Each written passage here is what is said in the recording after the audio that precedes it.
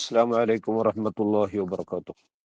الحمد لله رب العالمين والصلاة والسلام على أشرف المخلوقين وعلى آله وصحبه أجمعين.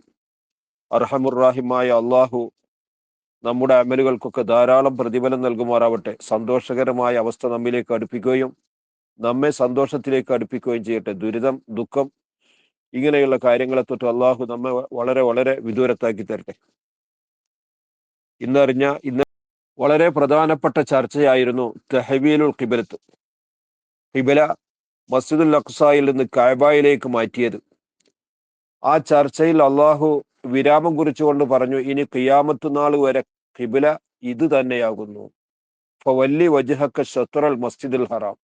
ഇനി ഇതിനൊരു ഭേദഗതി ലോകം ആഗ്രഹിക്കരുത്, അത് നടക്കുകയുമില്ല എന്ന്.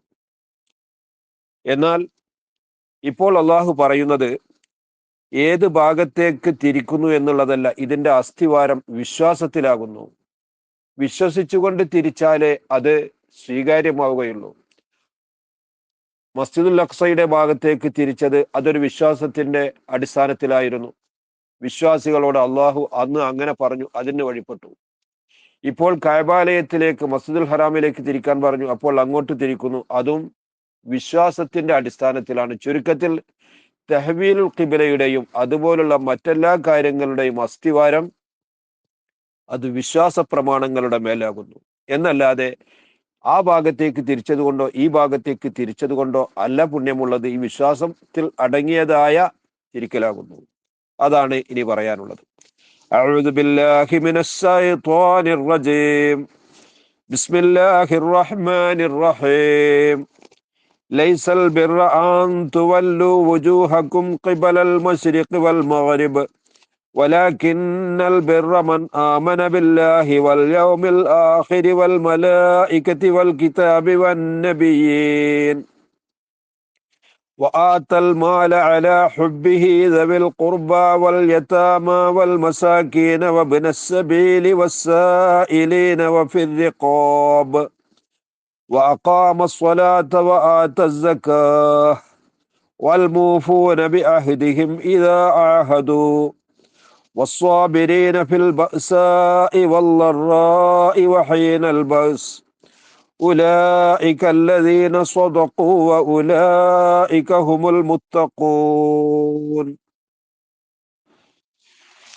ലൈസൽ ബിർറ ഗുണകരമായ കാര്യം അല്ല, അൻ തുവല്ലു വുജൂഹക്കും നിങ്ങളുടെ മുഖങ്ങളെ നിങ്ങൾ തിരിക്കലല്ല, ഖിബലൽ മശ്രിഖി ഉദയഭാഗത്തേക്ക്, വൽ മഗ്രിബി അസ്തമാന ഭാഗത്തേക്ക്.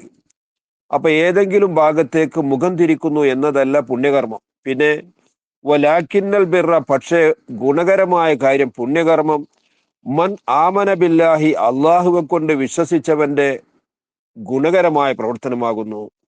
അപ്പോ എന്ത് ചെയ്യുമ്പോഴും വിശ്വാസത്തിൽ ഊന്നിക്കൊണ്ടാവണം. അത് അള്ളാഹുവിലുള്ള വിശ്വാസമാണ് ഏറ്റവും പ്രഥമവും പ്രധാനവുമായത്.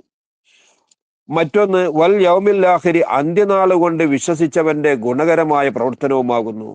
വിശ്വാസപരമായ കാര്യങ്ങളാണ് പറയുന്നത്. അള്ളാഹുവിൽ വിശ്വസിച്ചിരിക്കണം, അവസാന നാളിൽ വിശ്വസിച്ചിരിക്കണം. വൽ മലായികത്തി, അള്ളാഹുവിന്റെ മാസൂമുകളായ മലക്കുകളെ കൊണ്ട് വിശ്വസിച്ചവൻ ചെയ്യുന്ന ഗുണകരമായ പ്രവൃത്തിയുമാകുന്നു. വൽ കിതാബി, അള്ളാഹു ഇറക്കിയ കിതാബുകളുണ്ട്, 100 ഏടുകളും 4 പ്രധാനപ്പെട്ട കിതാബുകളുമുണ്ട്. അവകളെ കൊണ്ട് വിശ്വസിച്ചവന്റെ ഗുണകരമായ പ്രവർത്തനങ്ങളുമാകുന്നു ബിർറ്, ഗുണം. വൻ നബിയീന, ലോകത്ത് നന്മ കാണിച്ചു കൊടുക്കാൻ വേണ്ടി, നന്മയുടെ ദൗത്യം നിർവഹിക്കാൻ വേണ്ടിയിട്ട് അള്ളാഹു അയച്ച അമ്പിയാക്കളുണ്ട്. ആ അമ്പിയാക്കളെ കൊണ്ട് വിശ്വസിച്ചവരുടെ ബിർറുമാകുന്നു ബിർറ്. ഇതൊക്കെ വിശ്വസിച്ചതിന് പുറമെ ചെയ്യേണ്ടുന്ന ചില കാര്യങ്ങളുണ്ട്. അതിൽ പ്രധാനപ്പെട്ട ചിലത്, ആത്തൽ മാല, സമ്പത്തിനെ അവൻ നൽകി, അലാ ഹുബിഹി, ആ സമ്പത്തിനെ അവൻ ഇഷ്ടപ്പെടുന്നതിന്റെ മേൽ. അപ്പൊ അവന്റെ എല്ലാ ആവശ്യം കഴിഞ്ഞ് ഇനി ഇവിടെ ഈ സമ്പത്ത് ചീഞ്ഞു നാറി പോവുകയാണ്, അപ്പൊ കൊടുക്കലല്ല, ഇവന് അതിലേക്ക് താല്പര്യമുള്ള സമയത്ത് തന്നെ അത് നൽകുക. ഇതിനാണ് പ്രാധാന്യമുള്ളത്. ആർക്ക് നൽകുന്നു? നൽകുന്നത് ആർക്കാവണം? ദബിൽ ഖുർബ, ഏറ്റവും പ്രധാനപ്പെട്ടത് അടുത്ത കുടുംബാദികൾക്കാണ്. കുടുംബബന്ധം പാലിക്കലും അവരെ സഹായിക്കലും അതിലുണ്ട്.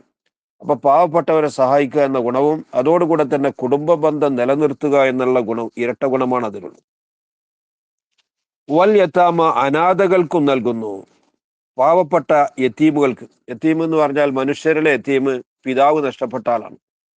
അത് പ്രായപൂർത്തി വരെയാണ് യത്തീമിന്റെ പ്രായം.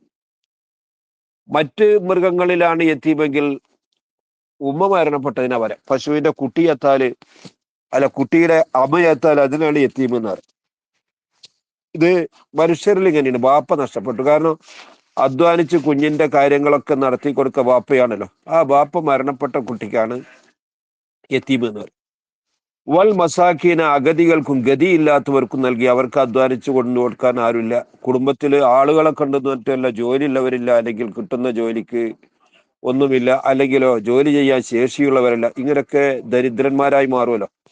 വബിനസബീലി, വഴിയാത്രക്കാർക്കും. വഴിയാത്രക്കാരൻ അവന്റെ നാട്ടിൽ ചിലപ്പോൾ സൗകര്യക്കാരനായിരിക്കും, പക്ഷേ അവൻ ഈ യാത്രയിലായതുകൊണ്ട് ഇപ്പോൾ അവനുള്ള സ്ഥലത്ത് അവന്റെ കാര്യങ്ങളൊക്കെ നടക്കാതെ വരും. അപ്പൊ മറ്റുള്ളവരുടെ സഹായം വേണ്ടി വരും. വഴിയാത്രക്കാർക്ക് നൽകൽ അത് വലിയ പ്രതിഫലമുള്ള കാര്യമാകുന്നു. സക്കാത്തിന്റെ അവകാശികളിലും സക്കാത്തിന്റെ സ്വതക്കയുടെ അഹലുകാരിലും ഈ വഴിയാത്രക്കാരെ കാണാം. വസായിലീന, അതുപോലെ തന്നെ ചോദിച്ചു വരുന്നവരുണ്ടാവും. ചിലരൊക്കെ അകമൊതുങ്ങി ആവശ്യം പറയാതെ കഴിഞ്ഞുകൂടുന്നവരുണ്ടെങ്കിൽ ചിലർ ആവശ്യത്തിന് ചോദിച്ചു വരുന്നവരുണ്ട്, അവർക്കും നൽകി. വഫിർ റിഖാബി, അതുപോലെ തന്നെ അടിമവിമോചനത്തിലും നൽകി. ഇസ്ലാം വളരെയേറെ പ്രാധാന്യം കൽപ്പിച്ച ഒരു കാര്യമാണ് അടിമകളെ അടിമത്തത്തിൽ നിന്ന് മോചിപ്പിക്കുക എന്നുള്ളത്. ആ അടിമവിമോചനത്തിൽ അവൻ അതിന്റെ ആവശ്യമായിട്ട് സമ്പത്തിന് നൽകി. ഇങ്ങനെ സമ്പത്ത് നൽകി.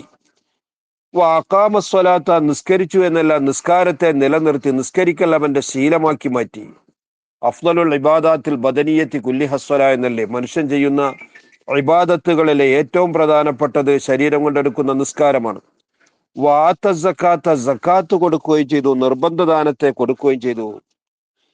ഇങ്ങനെയുള്ളവൻ ചെയ്യുന്ന ബിറുകളാണ്, ഗുണകരമായ കാര്യങ്ങളാണ് ഗുണകരം എന്ന് പറയാനുള്ളത്. അല്ലാതെ എന്തെങ്കിലും ചെയ്തത് കൊണ്ട് അത് ഗുണമായിട്ട് ഗണിക്കപ്പെടുകയില്ല.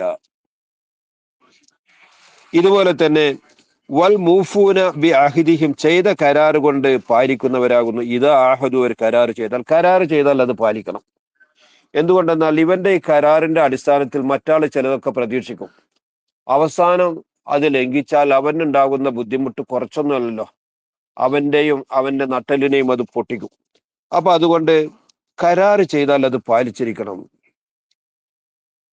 വസ്വാബിരീന, ക്ഷമാശീലന്മാരെ എടുത്തു പറയട്ടെ, അവർ വളരെയേറെ ഉത്തമരാകുന്നു. അവർ ചെയ്യുന്ന ബിർറ്, ഗുണം അത് വളരെ വലുതാവുന്നു. ഏത് രംഗത്തും ക്ഷമിക്കുക. ഇബാദത്ത് ചെയ്യുമ്പോൾ ഇബാദത്തിൽ നിന്ന് മാറി നിൽക്കാനാണ് മനസ്സ് ആഗ്രഹിക്കുക. അപ്പൊ ഇബാദത്തിന്റെ മേൽ ക്ഷമിക്കുക. തെറ്റായ കാര്യങ്ങളെ കാണുമ്പോൾ അതിൽ ആകൃഷ്ടനാകുന്ന ഇവൻ ആ തെറ്റ് ചെയ്യാൻ ഇവൻ ആഗ്രഹിക്കുന്നു. ആ തെറ്റിനെ വിട്ട് ക്ഷമിക്കുക, തെറ്റിലേക്ക് പോകാതിരിക്കുക. ആപത്തുകൾ, ബുദ്ധിമുട്ടുകളൊക്കെ വരുമ്പോൾ അവിടെ ക്ഷമിക്കുക. ഇങ്ങനെ 3 വിധത്തിലുള്ള ക്ഷമയുണ്ട്. വസ്വാബിരീന, ക്ഷമാശീലന്മാരെ എടുത്തു പറഞ്ഞുകൊണ്ട് അള്ളാഹു സ്തുതിക്കുന്നു. ഫിൽ ബഅ്സായി, അത് ദാരിദ്ര്യത്തിന്റെ സമയത്തുണ്ട്. സമ്പത്ത് നഷ്ടപ്പെട്ടു, കൃഷിനാശം സംഭവിച്ചു, ഇതൊക്കെ ബഅ്സാ, നാശത്തിന് കാരണമാണ്. സമ്പത്തിന്റെ നഷ്ടത്തിനാണ് ഇവിടെ ബഅ്സായി എന്ന് പ്രയോഗിച്ചത്. വല്ലറായി, രോഗം വരുന്ന സമയത്തും ക്ഷമിക്കുന്നവർ. വഹീനൽ ബഅ്സി, യുദ്ധവേളയിൽ വളരെയേറെ ക്ഷമിക്കേണ്ട സമയമാണത്. എന്താ, ഇവൻ കൂട്ടയുദ്ധത്തിൽ നിന്ന് ഓടിയാൽ ഇവന് മാത്രമല്ല പരാജയം, ഈ സംഘത്തിന്റെ മുഴുവൻ പരാജയം അപ്പോൾ തുടക്കം കുറിക്കപ്പെടും. അതുകൊണ്ട് ഉറച്ചു നിന്ന് എൻ്റെ എല്ലാം നഷ്ടപ്പെട്ടാലും ശരി, എൻ്റെ ഈ പ്രസ്ഥാനം വിജയിക്കണം എന്ന നിലയ്ക്ക് അവൻ ഉറച്ചു നിൽക്കേണ്ട സമയമാണത്. അപ്പോ ക്ഷമയും യുദ്ധവും തമ്മിൽ അതിശക്തമായ ബന്ധമാണ്. ആ സമയത്ത് ക്ഷമിക്കുന്നവരെയും പ്രത്യേകമായി എടുത്തു പറഞ്ഞ് സ്തുതിക്കട്ടെ. ഉലായിക്ക, ഇത്തരം ഗുണവിശേഷണങ്ങളുള്ളവർ അല്ലദീന സ്വതക്കു, അവർ അവരുടെ ഈമാനിൽ, വിശ്വാസത്തിൽ കളങ്കരഹിതരാകുന്നു, കളങ്കമില്ലാത്ത ആളുകളാകുന്നു. ഉലായിക്ക, അത്തരത്തിലുള്ള ആളുകളെ പറ്റി പറയാനുള്ളത് ഹും, അവർ അൽ മുത്തഖൂന, മുത്തഖീങ്ങളാകുന്നു. ജീവിതത്തിൽ സൂക്ഷിക്കേണ്ട കാര്യങ്ങളൊക്കെ സൂക്ഷിച്ച് വളരെ കൃത്യമായിട്ട് അവന്റെ ജീവിതത്തെ ക്രമീകരിച്ച് നീങ്ങിയവനാകുന്നു. മുത്തഖീങ്ങൾക്കുള്ള പ്രതിഫലം സ്വർഗമാണെന്ന് മറ്റു പല സ്ഥലത്തും വിശദീകരിക്കപ്പെട്ടിട്ടുണ്ട്.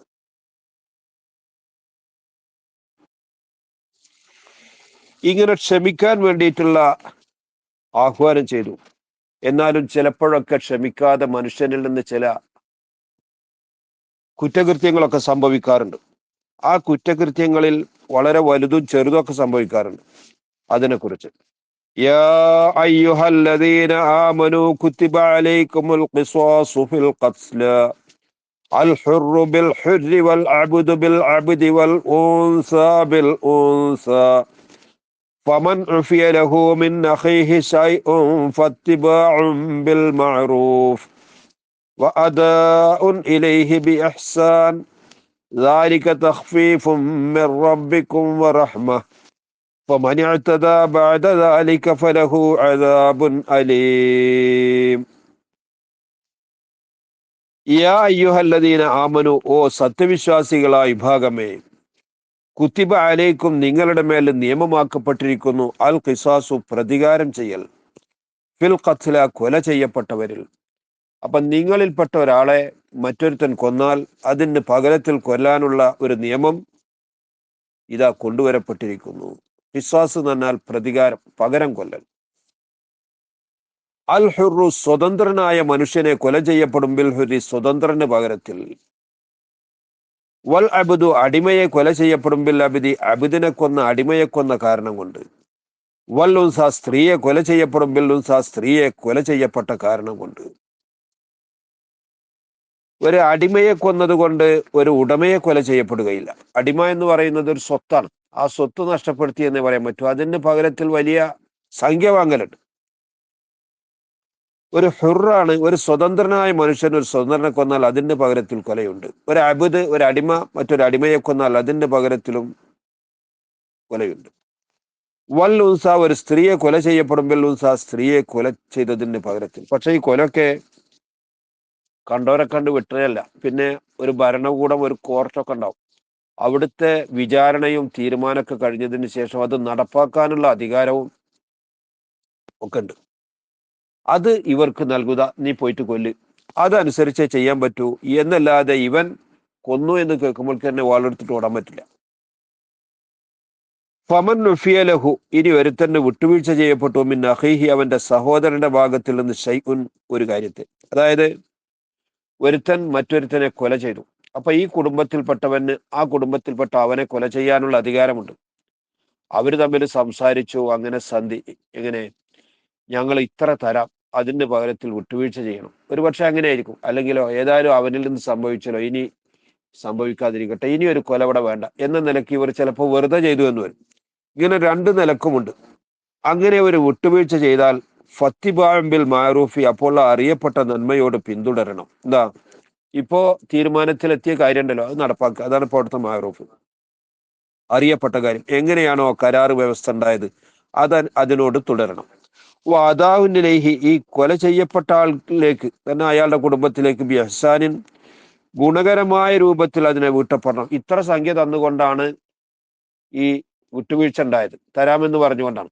എന്നാൽ അതിനെ ആ പറഞ്ഞ വ്യവസ്ഥ അനുസരിച്ച് നൽകണം, അല്ലെങ്കിൽ ഇനി മറ്റൊരു കൊലക്ക് കാരണമായി തീരുമല്ലോ.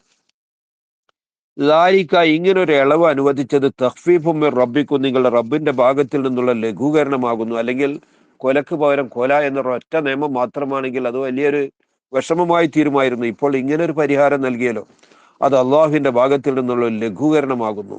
വ റഹ്മത്തുൻ, അവന്റെ ഭാഗത്തിൽ നിന്നുള്ള ഒരു കാരുണ്യവുമാകുന്നു. അപ്പൊ ഇങ്ങനെ ചെയ്യാം. ഒരുത്തനെ കൊല ചെയ്യപ്പെട്ടു, അവന്റെ കുടുംബാദികൾക്ക്, അവന്റെ ബന്ധുക്കൾക്ക്, അവന്റെ മക്കൾക്ക് ആ കൊന്നവനെ കൊല്ലാനുള്ള അധികാരമുണ്ട്. അത് കോടതി വിധിക്കുമ്പോൾ അതനുസരിച്ച് ഇവൻ ചെയ്യും. ഇവർ തമ്മിൽ കരാറിൽ ഏർപ്പെട്ടു. 100 ഒട്ടകത്തെ തന്നാൽ മതി. അന്ന് അക്കാലത്ത് അങ്ങനെയാണ് അതിന്റെ നിയമം. കൊല 3 വിധമുണ്ട്. ഒന്ന് അംദ്, കരുതി കൂട്ടിയിട്ടുള്ള കൊല. മറ്റൊന്ന് ശിബ്ഹ് അംദ്, അത് അംദാണെന്നാണ് തോന്നുക, കരുതി കൂട്ടി ചെയ്താണ്, യഥാർത്ഥത്തിലെ കരുതി കൂട്ടിയിട്ടായിരുന്നില്ല. മറ്റൊന്ന് ഹത്ത് കൊണ്ട്, ഹത്ത് തന്നെ പിഴച്ചിട്ട് ഒരാൾ ഒരു അമ്പ ചെയ്തതാണ് ഒരു മൃഗത്തിന്, അത് കൊണ്ടത് മറ്റൊരാൾക്കാണ്. അങ്ങനെയൊക്കെ സംഭവിക്കും. അപ്പൊ അതിനൊക്കെ വ്യവസ്ഥകളുണ്ട്. അങ്ങനെ ഒരാളെ കൊല ചെയ്യപ്പെട്ടു, അതിന് പകരത്തിൽ കൊല്ലേണ്ടതില്ല എന്ന് തീരുമാനിക്കുകയും ഇത്ര തരണമെന്ന് ആവശ്യപ്പെടുകയും തരാമെന്ന് വെക്കുകയും ചെയ്തു. എന്നാൽ അത് കൃത്യമായിട്ട് നൽകണം. അതിൽ പിന്നെ ഒരു പിശുക്കോ ഒരു അവധി തെറ്റിക്കലോ ഇതൊന്നും പാടില്ല. ഏതായിരുന്നാലും ശരി, ഈ കൊലയിൽ നിന്ന് ഇവനെ ഒഴിവാക്കി തന്നു എന്നുള്ളത് അള്ളാഹുവിന്റെ ഭാഗത്തിൽ നിന്നുള്ള ഒരു കനപ്പെട്ട വിട്ടുവീഴ്ചയും ഒരു കാരുണ്യവുമാകുന്നു. അതനുസരിച്ച് വ്യവസ്ഥ ചെയ്തുകൊണ്ട് ഇവന്റെ കൊല വേണ്ടെന്ന് വെച്ചു. അങ്ങനെ അവനിൽ നിന്ന് വാങ്ങാനുള്ളതൊക്കെ വാങ്ങി, ഇത്ര തരാമെന്ന് പറഞ്ഞതൊക്കെ വാങ്ങി. അത് വാങ്ങിയതിന് ശേഷം അവനെ കൊലപ്പെടുത്തിയാലോ അതും അല്ലാത്തൊരു അക്രമല്ലേ അത്. അതിന്റെ വിശ്വാസവഞ്ചന എന്ന് പറയും. അതാണ് പറയുന്നത്. മനിയത്തത, ഇനി ഒരാള് അക്രമം ചെയ്തു, അതിർത്തി വിട്ട് കടന്നു, ബാധതാലിക്ക, ഇതിനൊക്കെ ശേഷം, അതായത് പറഞ്ഞു വെച്ചിരുന്നത് നീ കൊന്നതിന്റെ പകരത്തിൽ, നിന്റെ ആള് കൊന്നതിന്റെ പകരത്തിൽ ഞങ്ങൾ കൊല്ലണില്ല, അത് ഞങ്ങളൊന്നും വാങ്ങുന്നുമില്ല, ഇങ്ങനെ പറഞ്ഞ് വിശ്വസിപ്പിച്ചു. അതിന് ശേഷം പിന്നെ അവനെ കൊല ചെയ്തു, ഇതൊരു തെറ്റാണ്. അല്ലെങ്കിൽ നിന്റെ ആള് ഞങ്ങളുടെ കുടുംബത്തിൽ എന്നെ ആളെ കൊന്നതിന്റെ പകരത്തിൽ ഇത്ര തരണം എന്ന് പറഞ്ഞു, അത് തരാമെന്നും പറഞ്ഞു, അത് തരികയും ചെയ്തു, അത് കൈപ്പറ്റുകയും ചെയ്തതിന് ശേഷം പിന്നെ ആ കൊന്നവനെ പിടിച്ചിട്ട് പിന്നെ കൊല്ലുക അല്ലെങ്കിൽ ആക്രമിക്കുക, അത് ഒരു ക്രൂരകൃത്യമാണത്. അതുകൊണ്ട് മനിയത്തത ബാധതാലിക്ക, ഇതിന് ശേഷം ആരെങ്കിലും അതിർത്തി ലംഘിച്ചാൽ ഫലഹു, അവനുണ്ട് അദാബുൻ അലീമുൻ, വേദനാജനകമായ ശിക്ഷയുണ്ട്. ഈ ലോകത്ത് ശിക്ഷയുണ്ട്, ഭരണാധികാരി അവന്റെ എതിരിൽ തീരുമാനമെടുക്കും. പരലോകത്തിൽ ഇവൻ ചെയ്ത അനീതിക്ക് ശിക്ഷ വേറെയുമുണ്ട്. അത് കഠിനമായ തെറ്റാകുന്നു, വിശ്വാസവഞ്ചനയാണത്. ഒരു മനുഷ്യനെ വിശ്വസിച്ചുകൊണ്ട് അല്ലെങ്കിൽ ഒരു സമൂഹത്തെ വിശ്വസിച്ചുകൊണ്ട് ഒരു കരാറിലെത്തുകയും ആ കരാറ് പാലിക്കാമെന്ന്, അതാണ് നേരത്തെ പറഞ്ഞ പോലെ മൂഫൂന ബിഅഹദിഹിം ഇദാ അഹദു, കരാറ് ചെയ്തു. എന്നിട്ട് ആ കരാറിൽ നടക്കുന്ന സമയത്ത് ഇവൻ അവനെ വിശ്വസിച്ചുകൊണ്ട് ഇവന്റെ ആയുധമൊന്നും എടുക്കാതെ, ആയുധമൊക്കെ ഉള്ളത് പിന്നെ അതിന്റെ ബാഗിൽ വെച്ചിട്ടല്ലേ നടക്കുക, അന്നേരത്ത് ഇവൻ കൊല ചെയ്യുക എന്ന് പറയുന്നത് വിശ്വാസവഞ്ചനയാണ്, കഠിനമായ തെറ്റാണത്. അതൊരിക്കലും ചെയ്യാൻ പാടുള്ളതല്ല. ചുരുക്കത്തിൽ ഇങ്ങനെ ഒരു പ്രതികാരക്കുല എന്നൊരു നിയമം കൊണ്ടുവന്നത് അത് മനുഷ്യ സമൂഹത്തിന്റെ സമാധാനത്തിന് വേണ്ടിയാണ്. അതാണ് പറയുന്നത്, വലക്കും ഫിൽ ഖിസാസി ഹയാത്തുൻ യാ ഉലിൽ അൽബാബി ലഅല്ലക്കും തത്തഖൂൻ. വലക്കും, ജനങ്ങളെ നിങ്ങൾക്കുണ്ട്, ഫിൽ ഖിസാസ്, ഈ പ്രതികാരക്കൊല എന്ന നിയമത്തിലുണ്ട്, ഹയാത്തുൻ, ഒട്ടനവധി ഹയാത്തുണ്ട്. യാ ഉലിൽ അൽബാബി, ബുദ്ധിയുടെ വിഭാഗമേ ചിന്തിച്ചു നോക്കൂ, ലഅല്ലക്കും, നിങ്ങൾ ആയിത്തീരാൻ വേണ്ടി, തത്തഖൂന, സൂക്ഷിക്കുന്നവരാകാൻ വേണ്ടി, മുത്തഖീങ്ങളാകും. എന്താ, ഈ കഠോരമായ തെറ്റിൽ നിന്നും കൂട്ടക്കൊലയിൽ നിന്നൊക്കെ ഒഴിവാകുമല്ലോ, അതിന് വേണ്ടിയിട്ടാണ്. അപ്പോ ഈ പ്രതികാരം, കൊല ചെയ്യുക എന്നുള്ള നിയമം കൊണ്ടുവന്നതിൽ നിങ്ങൾക്ക് അത്യുത്തമമായ ഹയാത്തുണ്ട്. എന്താണ് ആ ഹയാത്ത്? ഒന്ന്, ഒരുത്തൻ മറ്റൊരുത്തനെ കൊല ചെയ്യാൻ വേണ്ടിയിട്ട് ഉദ്ദേശിച്ചാൽ അവന്റെ മനസ്സിലേക്ക് വരുന്നു, ഇതിന് പകരത്തിലുള്ളൊരു കൊല എനിക്കും കിട്ടും. അത് മനസ്സിലാക്കുമ്പോൾ അവൻ ആ കൊലയിൽ നിന്ന് ഒഴിവാകുന്നു. അപ്പൊ അവന്റെ തടി രക്ഷപ്പെടുത്തലുണ്ട്. അവൻ ആരെയാണോ കൊല്ലാൻ ഉദ്ദേശിച്ചത് അയാളെയും ഒഴിവാക്കലുണ്ട്. രണ്ടു കൊല അപ്പൊ തന്നെ ഒഴിവായല്ലോ. മറ്റൊന്ന്, അറബികൾക്കൊരു പതിവുണ്ടായിരുന്നു മുൻകാലത്ത്. ഒരാളെ കൊന്നാല് ആ വംശത്തിൽപ്പെട്ട ഒരുത്തൻ ഈ വംശത്തിലെ ഒരുത്തനെ കൊന്നാൽ ഇവരങ്ങോട്ട് ചെന്നിട്ട് ആ വംശത്തിലെ എല്ലാവരുടെയും കയ്യിൽ കിട്ടിയവരൊക്കെ തലവെട്ടുക എന്നൊരു സമ്പ്രദായം ഉണ്ടായിരുന്നു. അപ്പൊ പിന്നെ അവരിങ്ങോട്ടും ഇങ്ങനെ കൂട്ടക്കൊലകൾ പതിവുണ്ടായിരുന്നു. അതിനൊക്കെ അറുതി വരുത്തപ്പെട്ടു. ഇനി അതൊന്നും പാടില്ല, കൊന്നവനെ കൊല്ലലല്ലാതെ അപ്പുറത്തേക്കോ ഇപ്പുറത്തേക്കോ കൊല വ്യാപിക്കാൻ പാടില്ല, നിയമം കൊണ്ടുവന്നു. അപ്പോ ഈ പ്രതികാരക്കൊലയിൽ ഹയാത്തുൻ, വളരെ മഹത്തരമായ ഹയാത്തുണ്ട്. ഒരാൾക്കല്ല, പല ആളുകൾക്കും ജീവിക്കാൻ കഴിയുന്നൊരവസ്ഥ ഇതിനാൽ ഉണ്ടായി തീർന്നിട്ടുണ്ട്. യാ ഉലിൽ അൽബാബി, ബുദ്ധിയുടേവരെ നിങ്ങളൊന്ന് ചിന്തിച്ചു നോക്കൂ, ലഅല്ലക്കും തത്തഖൂന, ഇത്തരം കുറ്റകൃത്യങ്ങളെ സൂക്ഷിച്ചുകൊണ്ട് നിങ്ങൾ ജീവിക്കാൻ വേണ്ടി.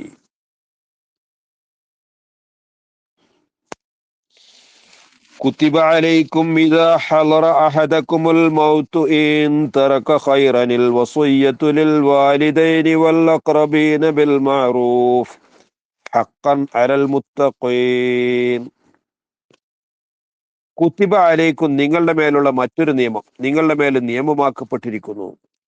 ഇദാ ഹളറ അഹദക്കും, നിങ്ങളിൽ നിന്നുള്ള ഒരാൾക്ക് ആസന്നമായാൽ, അൽ മൗത്തു, മരണമാസന്നമായാൽ ഒരു നിയമമുണ്ട്. എന്താ? ഇൻ തറക്ക, അവൻ ഒഴിവാക്കുന്നുണ്ട് എങ്കിൽ, ഖൈറൻ, സമ്പത്തുള്ളവനാണ്, സമ്പത്തുള്ളവനാണെങ്കിൽ അവനൊരു നിയമം. എന്താ? അൽ വസിയത്തു, വസിയത്തിന് നിയമമാക്കപ്പെട്ടിരിക്കുന്നു. വസിയത്ത് ചെയ്യാം, മരണം വഴി എഴുതി വെക്കുക.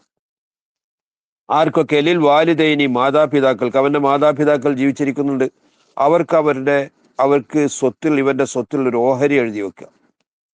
വൽ അഖ്റബീന, അതുപോലെ മറ്റു കുടുംബാദികൾക്കും. ബിൽ മഅറൂഫി, അത് അറിയപ്പെട്ട രൂപത്തിലാവണം. മറ്റുള്ളവരെ തടുക്കാൻ വേണ്ടിയിട്ട് ഇയാൾക്ക് ഒന്നായിട്ടാണ് കൊടുക്കുക, അങ്ങനെ ആകാൻ പാടില്ല. ഹക്കൻ, ഇങ്ങനെ ഒരു നിയമം, ഹക്കായ നിയമത്തെ അള്ളാഹു എടുത്തിരിക്കുന്നു അൽ മുത്തഖീന, മുത്തഖീങ്ങളുടെ മേൽ. ഈ നിയമത്തിന് പിന്നീട് ഭേദഗതി വന്നിട്ടുണ്ട്.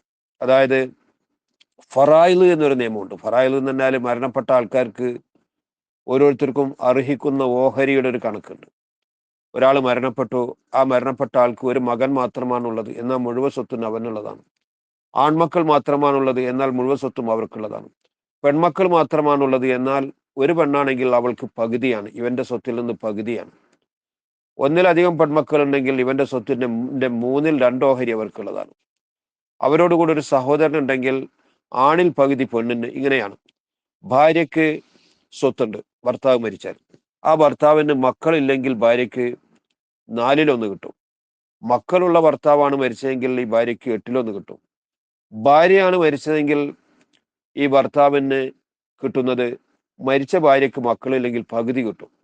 മരിച്ച ഭാര്യയ്ക്ക് മക്കളുണ്ടെങ്കിലോ 4/1 കിട്ടും. ജീവിച്ചിരിക്കുന്ന മക്കളോട് കൂടെ ബാപ്പയും ഉമ്മയും ജീവിച്ചിരിക്കുന്നുണ്ട്, എന്നാൽ ബാപ്പാക്ക് 6/1, ഉമ്മാക്ക് 6/1. ഇങ്ങനെ പ്രത്യേകമായ നിയമങ്ങളുണ്ട്. അത് ഫറായിദ് എന്ന് പറയും.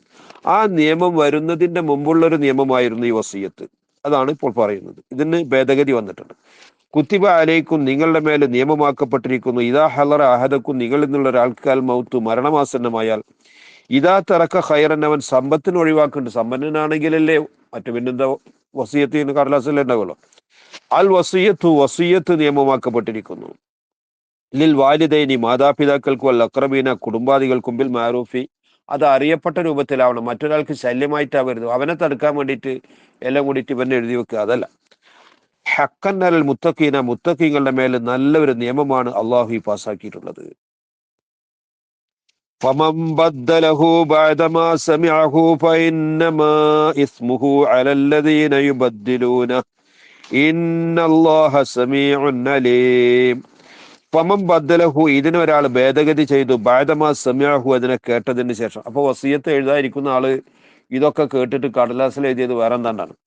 എന്നാൽ ഇന്നമാ ഇസ്മുഹു, അതിന് കുറ്റമുണ്ട്. ആ കുറ്റം അലല്ലദീന യുബദ്ദിലൂനഹു, ആരാണോ ഇതിനെ ഭേദഗതി ചെയ്തത്, മാറ്റം വരുത്തിയത്, അവന്റെ മേൽ തന്നെയാകുന്നു. ഇന്നല്ലാഹ, തീർച്ചയായും അല്ലാഹു തആല സമീഉൻ, എല്ലാം കേൾക്കുന്നവനാകുന്നു, അലീമുൻ, എല്ലാം അറിയുന്നവനാകുന്നു. ഈ പറഞ്ഞതിന്റെ അർത്ഥം, വസിയത്ത് എഴുതാൻ വേണ്ടിയിട്ട് ഒരുത്തനെ വിളിച്ചു, എന്നാൽ അവൻ ഈ പറയുന്നതാവണം എഴുതുന്നത്. ഇവനൊന്ന് കേട്ടിട്ട് മറ്റൊന്ന് എഴുതുക, അവന് താല്പര്യമുള്ള ആൾക്കാരുടെ പേരിലൊക്കെ എഴുതി വെക്കുക, മറ്റവർക്ക് കുറക്കുക, അത് ചെയ്യരുത്. കാരണം അള്ളാഹു ഇതൊക്കെ കേൾക്കുന്നുണ്ട്, അള്ളാഹു ഇതൊക്കെ അറിയുന്നുണ്ട്. അതുകൊണ്ട് ഭേദഗതി ചെയ്തത് ആരാണോ അവനാണ് അതികഠിനമായ ശിക്ഷയുള്ളത്. അർഹമുറാഹിമായ അള്ളാഹു അവന്റെ എല്ലാവിധ ശിക്ഷയിൽ നിന്നും നമ്മെ രക്ഷപ്പെടുത്തുമാറാവട്ടെ. അവന്റെ എല്ലാ രക്ഷയും നമുക്ക് നൽകുമാറാകട്ടെ. ആമീൻ.